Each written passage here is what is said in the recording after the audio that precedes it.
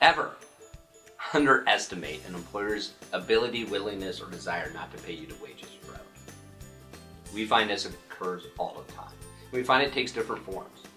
Employers not paying you overtime that you should get. Employers not paying you for the rest breaks that you're entitled to. For employers not just paying you the wages that they contractually agreed to pay you. Sometimes employers do this by accident. They make a mistake. But a lot of other times they do it on purpose, thinking that the employees won't do anything about it. And for some employers, they think it's good business. There's a phrase for it also: wage theft.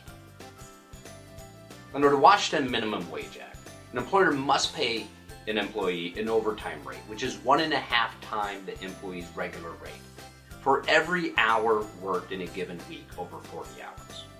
Now keep in mind that overtime only applies to certain individuals or certain employees called non-exempt employees. So you are not entitled to overtime if you're a professional or other manager. That being said, determining or deciding which employees are entitled to overtime and which aren't is sometimes complex, and we find out employers mess this up all the time. As a result, based on our experience and our guess, there's hundreds, thousands, tens of thousands, maybe hundreds of thousands employees across the state of Washington who are entitled to overtime when they work over 40 hours, but they don't realize it, and they just never realized it.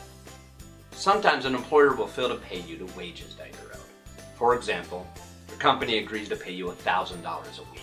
You say, okay, you work that week. The employer either doesn't pay you or only pays you $500. In that situation, there could be very severe damages against the employer.